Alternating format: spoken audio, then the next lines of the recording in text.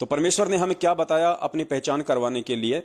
गुरुदेव ने बताया कि एक समय एक राजा था, बहुत ही ज्यादा संपन्न राजा था। राजा का एक बेटा था लगभग 9 या 10 वर्ष का, और राजा का बेटा अपने साथियों के साथ में खेलने के लिए बाहर चला जाया करता था। पास में एक जंगल था, और पहले के समय आपको पता है कुछ आदिवासी लोग जो थे, भील वगैरह जो थे, कोई भी आदिवासी जो थी जनजातियां, वो जंगलों में निवास किया करती थी।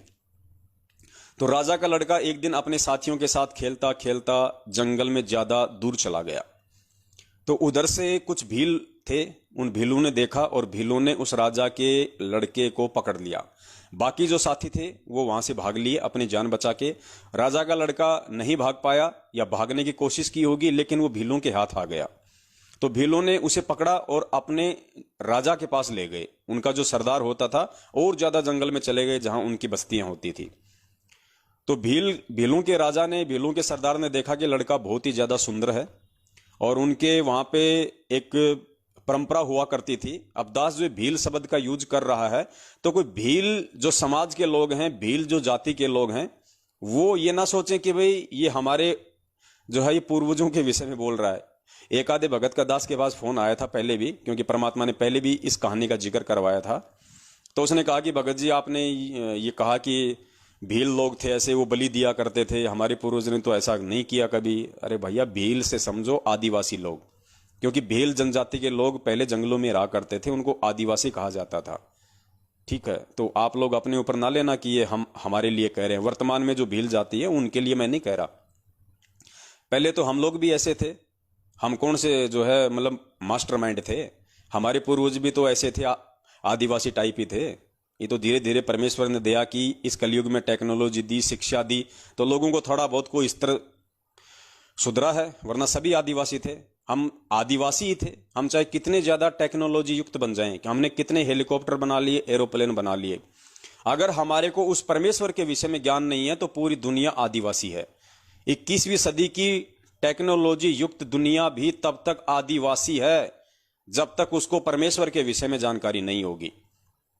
क्योंकि इस मानव शरीर का मुख्य मकसद, मुख्य ध्येय केवल यही होता है कि उस परमेश्वर की जानकारी और परमेश्वर की भक्ति करके यहां से अपना आत्म कल्याण करवाना। और उसकी जानकारी के बिना पूरी दुनिया आदिवासी है। अब उसमें साइंटिस्ट भी आ गए, उसमें राष्ट्रपति और प्रधानमंत्री भी आ गए, उसमें सब आ गए। तो भीलों के सरदार ने सोचा कि भाई लड़का बहुत सुंदर है, और उनकी एक परंपरा थी, उनकी देवी थी, उसको वो लोग बलि चढ़ाया करते थे जब भी उसका त्योहार आता था, कि देवी खुश होगी, ऐसी उनकी अपनी धारणा थी। तो उन्होंने उस लड़के को सकुशल, जैसी भी उनकी व्यवस्था थी, वहां उन्होंने उसको कैद कर दिया और एक व्यक्ति को उसकी देखभाल के लिए छोड़ दिया कि लड़का कहीं भग ना जाए और किसी प्रकार का कोई नुकसान न हो जाए इस लड़के को। उधर से राजा को मालूम पड़ा कि मेरे बच्चे को तो इस तरीके से आदिवासी लोग ले गए उठा के। राजा बड़ा चिंतित हुआ। राजा समझदार था, राजा ने अपने मंत्रियों से सलाह वगैरह की, तो काफी लोगों ने बहुत तरीके से उनका मार्गदर्शन किया। अंत में राजा को समझ में आया कि मैं किस प्रकार से अपने बच्चे की जान उन आदिवासियों से, उस भील से छुड़वा कर ला सकता हूं। मैं मेरे बच्चे को सकुशल यहां लेके आ सकता हूं। तो पुण्यात्माओं, अब आप जी थोड़ा सा समांतर रूप से इसका विश्लेषण करना। वो जो आदिवासी था उनको समझना आप काल भगवान, वो आदिवासी आप जी काल भगवान को समझना, और वो राजा समझना आप उस कबीर परमेश्वर को, और जो बच्चा उसकी पकड़ में आ गया था वो हम सतलोक की आत्माएं हैं, जो हम उस ज्योति निरंजन के साथ में खेलते खेलते उसके चक्कर में आ गए थे वहां पे, और परमात्मा से दूर निकल गए थे हम।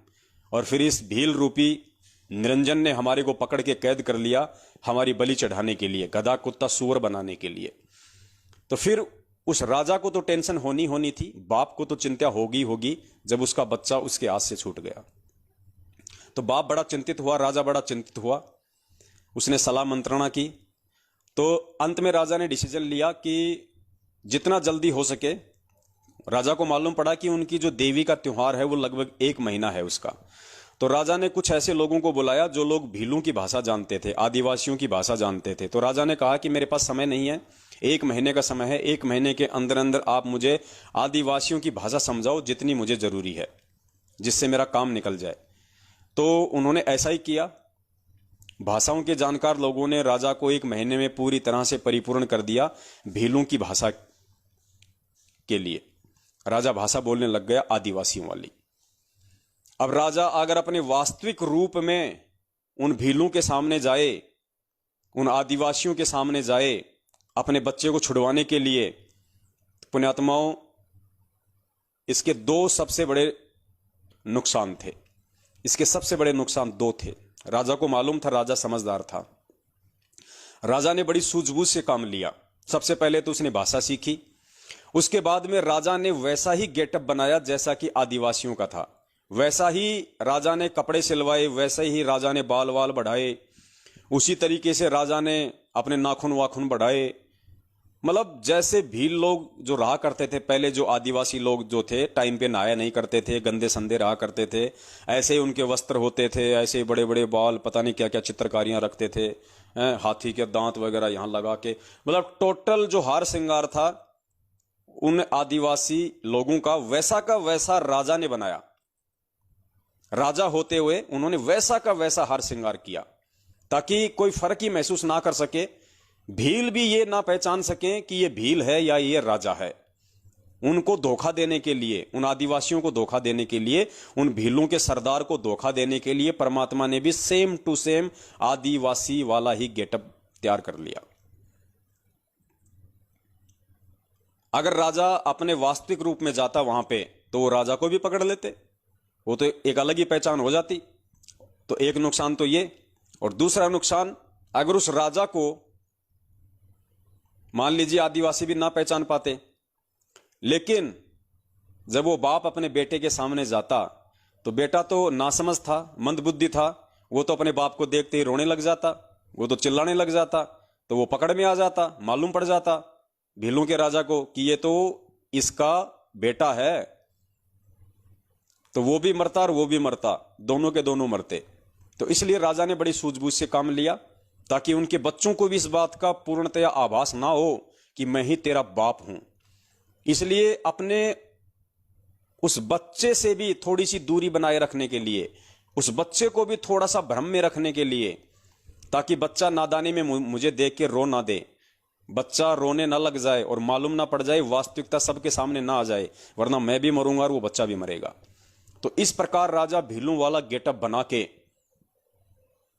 और उन आदिवासियों के बीच में वो राजा हिम्मत करके पहुंचा। वो जैसे ही वहां गया अंदर, उसको मालूम था कि भील लोग वहां होंगे, मुझे पकड़ेंगे। तो जैसे ही राजा भीलों वाले गेटअप में जंगल में गया तो उधर जो भील लोग थे ऑलरेडी, जो आदिवासी थे, उनकी नजर पड़ी, वो दौड़ के गए। उन्होंने देखा कि ये तो हमारे जैसा ही है, हो सकता है भाई किसी दूसरे कबीले का हो, किसी दूसरे क्षेत्र का हो ये भील आदिवासी। तो राजा भाषा सीख ही गया था, राजा ने काफी उनसे बातचीत की और राजा बड़ा ही निपुण था, बड़ा ही चतुर था, बड़ा ही कुशल था। राजा ने उनको मोह लिया अपनी बातों से, अपने शब्दों से, और राजा ने उनसे बातचीत की। उनके जरिए राजा भीलों के सरदार तक पहुंच गया। उसके बाद में सरदार से भी राजा ने बातचीत की और सरदार से भी काफी अच्छे संबंध हो गए राजा के, क्योंकि राजा था तो राजा तो बहुत ज्यादा निपुण था। तो बहुत ही जल्दी 2-4 दिन में उस राजा ने भीलों के सरदार के दिल में अपने एक विशेष अपनी जगह बना ली। आओ भगत करके राजा के साथ में बड़े प्यार से, बड़े अच्छे से बोलचाल करके, बाहरी क्षेत्र के विषय की जानकारियां देके, क्योंकि आदिवासियों को तो मालूम नहीं होता था बाहर की दुनिया का। तो इस तरीके से राजा ने एक विशेष मतलब जगह बना ली उसके अंदर। और राजा ने फिर कहा कि भाई आज के बाद में उस लड़के की जिम्मेदारी मैं इसको देता हूं, इस भील को देता हूं जो अभी अभी आया है नया नया। ये बहुत ही विश्वास पात्र है, बहुत ही चतुर है, और ये बच्चे का विशेष ध्यान रखेगा, और इसके माध्यम से हम बच्चे की हम बलि दिलवाएंगे तो देवी ज्यादा खुश होगी, ज्यादा प्रसन्न होगी। तो इस प्रकार से राजा वहां पे भीलों के बीच में पहुंच गया और राजा ने चाहा कि मैं अपने बच्चे को एक बार जाके देख लूं, मेरा बच्चा कैसा है कैसा नहीं है। तो राजा को चाबी मिल गई थी और राजा अपने बच्चे के पास में गया। अपने आत्मा और राजा ने भी बड़ी सूझबूझ से काम लिया। राजा ने भी कोई जल्दबाजी नहीं दिखाई, राजा ने भी कोई तत्परता नहीं दिखाई ये कहने की अपने बच्चे के सामने, या उसको ये समझाने की कि मैं तेरा बाप हूं, मैं तेरा पिता हूं। वरना राजा को मालूम था कि बच्चा भावुक हो जाएगा, बच्चा नादान है। अगर इसको मालूम पड़ गया कि ये भील के भेष में मेरा बाप है, मेरा पिताजी है, जो मैंने गलती की थी उस गलती से मुझे छुड़वाने के लिए यहाँ पे आया है, अपनी जान जोखिम में डाल के इन भीलों के बीच में, इन राक्षसों के बीच में, तो बच्चा रोने लग जाता, बच्चा भावुक हो जाता और हकीकत वहां पे सबके सामने आ जाती, राजा भी मरता, भील भी मरता। इस प्रकार राजा ने अपनी स्थिति को सही सही रूप से बच्चे के सामने नहीं रखा, अपनी आइडेंटिटी राजा ने अपने बच्चे के सामने नहीं रखी, ये उसकी मजबूरी थी। लेकिन उस बच्चे को समझाने के लिए, क्योंकि जैसा राजा कहेगा वैसा ही तो बच्चा करेगा, तभी तो वहां से वो दोनों निकल पाते। अगर राजा के कहे अनुसार अगर वो बच्चा अपनी क्रिया नहीं करेगा तो वो वहां से नहीं निकल सकता था। तो राजा ने बड़ी सूझबूझ से काम लिया। राजा ने उस बच्चे से कहा कि बेटा देख, तू मुझे इन बाकी भीलों की तरह भील मत समझ लेना, कहीं तू भी ये समझे कि मैं भी इनकी तरह जो निर्दयी हूं या मैं भी तेरे को मारना चाहता हूं। बेटा ऐसा नहीं है, बेटा मैं हूं तो भील, हूं तो मैं आदिवासी, लेकिन बेटा मैं तेरे पिताजी को जानता हूं और मुझे तेरे पिताजी ने ही यहां पे भेजा है, बहुत ही सूझबूझ से तेरे को यहां से बाहर निकालने के लिए। और देख, किसी से कुछ नहीं कहना, कोई जिक्र मत करना, और अगर तुझे यहां से बाहर निकलना है, तुझे अगर यहां से जाना है, तो बेटा मेरी प्रत्येक बात को मानना, मैं जैसा कहूं तुझे वैसा ही करना है, दूसरे किसी की बात पे यकीन नहीं करना, तो हम दोनों यहां से सकुशल बाहर निकल सकते हैं। मेरी एक योजना है, वो योजना मैं तेरे को बता रहा हूं।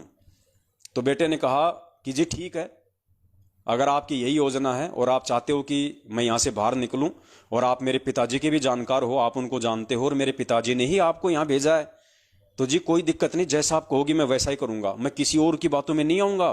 कोई चाहे मुझे कितना ही भ्रमित करे, कोई चाहे मुझे कितने पीले पर्चे डाले, कोई चाहे मुझे कितनी फर्जी ऑडियो सुनाए, मैं जब तक आपके मुख कमल से नहीं सुन लूंगा, आपके आमने सामने बात नहीं सुन लूंगा, तब तक मैं किसी पे यकीन नहीं करूंगा। कोई आपकी ऑडियो रिकॉर्ड करके मुझे सुना दे तो भी मैं किसी पे यकीन नहीं करूंगा। बच्चा इतना समझदार था, और इतना समझदार होगा तभी वो वहां से निकल सकता था। और उस राजा ने बच्चे को वास्तविकता नहीं बताई कि मैं ही तेरा बाप हूं, और ना ही अपना रूप भील वाला उतार के उसको दिखाया, वरना बच्चा नादान था, राजा को पता था सारा खेल बिगड़ जाएगा, इसलिए उसने छुपाया अपने आप को। और उसने पूरी उस जो प्लानिंग थी उस राजा ने उस बच्चे को बताई कि बेटा अभी इनका त्योहार आएगा 3 दिन बाद में, और त्योहार से 1 दिन पहले ये लोग जश्न मनाते हैं, खाते हैं, पीते हैं, शराब पीते हैं, तो बेटा मैं ऐसा करूंगा, उस रात को ये मेरे पे विश्वास करने लग गए, ये मुझे पहचान नहीं रहे कि मैं तेरा बाप हूं, ये धोखे में है, ये भील का राजा, ये भीलों का राजा धोखे में है, मैं इसको धोखा दे के आया हूं, गेटअप चेंज करके आया हूं, इसको नहीं पता मेरी स्थिति के बारे में मैं कौन हूं, ये मुझे अपने जैसा ही समझ रहा है, ये धोखे में है। तो बेटा ये काम करना, इनका त्योहार आ रहा है परसों, और कल रात को जब ये जश्न मनाएंगे तो ये जो शराब पिएंगे, जो लड्डू खाएंगे, तो मैंने बेटा उन लड्डुओं में भांग मिला दी है, भांग नशे की दवाई डाल दी मैंने उनमें जो मैं लेके आया था, और रात को ये सारे के सारे जो है ये बेहोश हो जाएंगे, किसी को कुछ नहीं पता चलेगा ये कौन कहां सो रहा है, कहां क्या पड़ा है। और तू बिल्कुल चौकन्ना रहना, तू सो मत जाना उस दिन, कहीं तू सो जाए फिर मैं चिल्लाऊं तेरे को जगाने के लिए, और मैं चुपचाप से आऊंगा तेरे पास में, और मैं चाबियां खोलूंगा, और बिना किसी आवाज के चुपचाप जैसा मैं संकेत करूं वैसे वैसे मेरे पीछे पीछे चलते रहना। दौड़ने के लिए कहूं तो दौड़ लगा देना, चुप रहने के लिए कहूं तो चुप रहना। जी ठीक है, क्योंकि बच्चे को भी असल में वहां से बाहर निकलना था, उसको भी मालूम पड़ चुका था कि मैंने बहुत बड़ी गलती कर दी है इन भीलों के हाथ लग के, और जो सुख, जो भोजन, जो इज्जत जो मुझे वहां मिला करता था मेरे पिताजी के वहां पे राजमहल में, वो मुझे यहां नहीं है। यहां मुझे काली कोठरी में डाल दिया, मुझे बात बात पे डराते हैं, धमकाते हैं, तेरी वैक्सीन लगाएंगे, तेरे ये करेंगे। कोई भी आता है मुझे गालियां निकाल देता है, कोई भी आता है मुझे समय पे खाने को नहीं देते, कोई भी आता है मेरी पिटाई कर देता है, तुझे मारेंगे, तुझे काटेंगे। तो बच्चा भी डरा हुआ था, बच्चे को भी मालूम पड़ गया कि तेरे बाप के घर में क्या सुख थे, और यहां इस भील के हाथ लगने के बाद तेरे साथ क्या हो रहा है। तो बच्चे ने वैसा ही किया, और जैसे उनका त्योहार आया, उस दिन उस राजा ने अपनी प्लानिंग के तहत उनके लड्डुओं में भांग मिला दी, जो शराब थी उसमें कुछ ऐसी चीज मिला दी जिससे कि सब पियर सब बेहोश हो जाएं। तो घंटे 2 घंटे बाद में सबको नींद के लटके आने लग गए, सब बेहोश हो गए, सब गिर गए। राजा तुरंत गया, राजा ने चाबी खोली, बच्चे को बाहर निकाला, तुरंत बच्चे का हाथ पकड़ के और उसको वहां से ले गया और कहा कि बेटा रुकना नहीं, 2-3 घंटे, जब तक हमारा जंगल का सफर पूरा नहीं हो जाता तब तक बेटा रुकना नहीं है, चुपचाप रहना, किसी को कुछ मत बताना।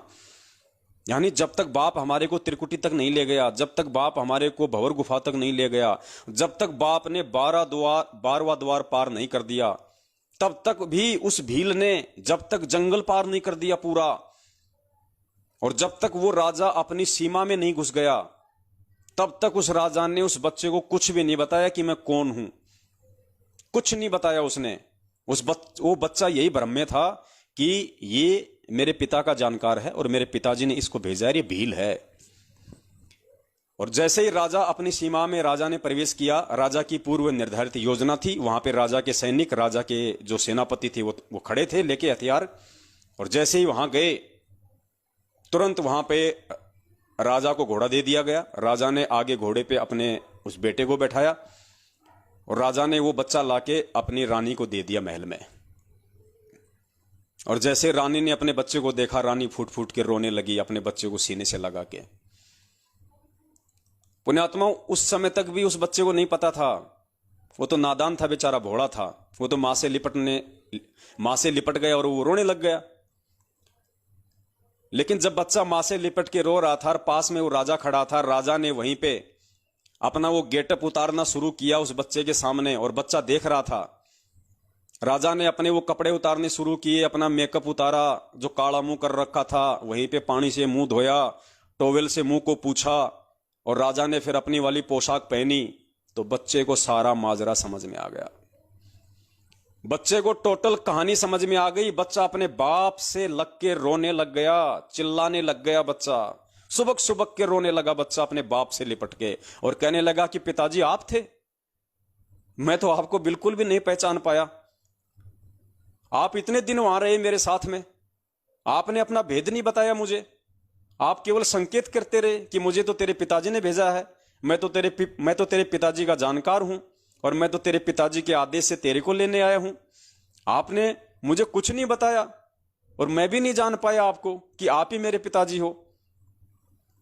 और बच्चा फूट फूट के रोने लगा, अपने बाप से लिपट के फूट फूट के जो है वो रोने लगा। पुण्यात्माओं, ये स्थिति है आज वर्तमान में परमपिता परमेश्वर सतगुरु रामपाल जी महाराज जी की। इस प्रकार से वो कबीर परमात्मा आज आप और हमारे लिए इस पृथ्वी लोक पे वो सारे कष्ट, वो सारे दुख उठा रहा है परमात्मा। वो परमात्मा हमारे लिए एक भील बन रहा है, एक आदिवासी बन रहा है परमात्मा। हमारे लिए वो समर्थ राजा इस काल के लोक में आके लोगों की गालियां खा रहा है, लोगों की पिटाई सहन कर रहा है वो परमात्मा। और हम मंदबुद्धि उस परमेश्वर को पहचान नहीं पा रहे। हम कह रहे हैं कि ये तो आदिवासी है, ये तो भील है, लेकिन वो भील नहीं था, वो परमात्मा था। वो जानबूझ के अपनी पहचान नहीं करवा रहा था। तो ये गुरुदेव आज हमें जानबूझ के अपनी पहचान नहीं करवा रहे, लेकिन इन्होंने अपने सत्संगों के माध्यम से हमें कोई कमी नहीं छोड़ी बताने में कि बेटा मैं ही तेरा बाप हूं, मेरे पे यकीन कर, और जैसा मैं कहूं वैसा तू यहां पे करेगा, वैसी क्रिया तू करेगा तो सफल होगा। अगर मेरे कहे अनुसार नहीं चला, जरा सी भी तूने कोई त्रुटि कर दी मेरे वचन में, मेरे सत्संग में, मेरे परिवार वालों के कहने से, मेरे भाई बंधुओं के कहने से, इन कॉल एजेंट कोऑर्डिनेटरों के कहने से, तो बेटा मेरी सारी की सारी जो प्लानिंग है वो फेल हो जाएगी। और मैं जिस मकसद के लिए आया हूं, तुझे इस भील की कैद से निकलवाने के लिए, मेरा मकसद अधूरा रह जाएगा। तू तो मरेगा सो मरेगा, मेरा भी मिशन फेल हो जाएगा। तो इसलिए पुण्यात्माओं, ये वही कबीर परमात्मा है जो अपने तेज पुंज के शरीर में सतलोक में बैठा हुआ है, और हल्का तेज पुंज का शरीर बना के उस आदिवासी की तरह वो राजा आप और हमें यहां से निकालने के लिए, क्योंकि उस परमेश्वर को हमारी बुद्धि के लेवल का पता है कि हमारे अंदर कितनी बुद्धि है, हम कितने ज्ञानवान हैं। इसलिए परमेश्वर अपने आप को छुपाते हुए, अपने आप को एक गांव धनाना, जिला सोनीपत, हरियाणा का रामपाल जाट बताते हुए अब ये जाट की औकात नहीं है, हिंदुस्तान की किसी जाट की औकात नहीं है जो शास्त्रों को खोल के बता दे। यहां पे तो शास्त्रों के ठेकेदार ये पंडित बने फिरते हैं जो काशी और नालंदा से जो पढ़ पढ़ के आए थे, जो यहाँ पे चोटी बढ़ा बढ़ा के अपने आप को जो सर्वज्ञानी साबित किए बैठे थे। यहाँ तो शास्त्रों को पढ़ने और पढ़ाने का ठेका ही पंडितों ने लिया था, ब्राह्मणों ने ले रखा था, इन नकली संतों ने ले रखा था। जाटों को तो पढ़ने का अधिकार भी नहीं था। तो जाटों की क्या औकात कि जाट किसी शास्त्र को दिखा दे, पढ़ा दे, और जाट वो गलतियां भी निकाल के रख दे जो गलतियां उन चुंडित मुंडित चारों वेदों के ज्ञाता शास्त्रों ने कर दी। जो श्रीमद् भागवत गीता को लिखने वाले वेदव्यास जी ने भी क्या क्या त्रुटियां कर दी, वो गलतियां भी वो हरियाणा का जाट बता रहा है। तो पुण्यात्माओं समझो, वो आदिवासी नहीं है, वो हरियाणा का जाट, वो किसी इंद्रो माई के पेट से जन्म लेके नहीं आएगा। वो परमेश्वर है, वो परमात्मा है, उसके बहुत सारे रीजन हैं। उसने भील को भी धोखे में रखना है, उसने अपने बच्चे को भी अपनी वास्तविकता सही सही नहीं बतानी है, वरना उसका काम बिगड़ सकता है। इसलिए वो परमेश्वर अपने आप को छुपा रहे हैं। यहाँ पे आप और हमारे जैसे एक आम व्यक्ति के रोल में आए हैं यहाँ परमात्मा। लेकिन पुण्यात्माओं, अब यदि हम नहीं समझेंगे उनके इशारों को, और इशारों को हम उनके उसी समय समझ सकते हैं जब वास्तव में हमें मालूम पड़ जाए कि मैं इस काल की कैद में हूं और मेरे साथ यहाँ पे बहुत ही ज्यादा ज्यादतियां हुई हैं, गधे कुत्ते सुअर के इसने मुझे जीवन दिए हैं। यानी कहने का मतलब है, उस बच्चे की तरह जब तक हम यहां से निकलना नहीं चाहेंगे तब तक वो बाप भी कुछ नहीं कर सकता। अगर वो बच्चा ही मान लीजिए उन भीलों के साथ में रम जाता, उन भीलों के बच्चों के साथ में खाना खेलना हंसी मजाक करने लग जाता, उन्हीं को अपना घर बना लेता, सोचता मैं तो यही ठीक हूं, मैं वहां नहीं जाऊंगा, यहां तो मेरे यार हैं, मेरे दोस्त हैं, मुझे खाने पीने की कोई दिक्कत नहीं है, वो बच्चा अगर यही मान लेता तो बाप उसको कैसे निकाल के लेके आता। तो पुण्यात्माओं, हमने इन चीजों को अब समझना पड़ेगा। और 8 सितंबर 1951 के दिन जो ये परमेश्वर आप और हम सभी के लिए यहाँ पे प्रकट हुए हैं, अपने तेज पुंज के शरीर को हल्का करके, अब हमने धोखा नहीं खाना है पुण्यात्माओं। ऐसा कोई सबूत, ऐसा कोई प्रमाण इस परमेश्वर ने दिखाने में कसर नहीं छोड़ी है जो ये साबित ना करता हो कि संत रामपाल जी महाराज जी ही पूर्ण परमात्मा है।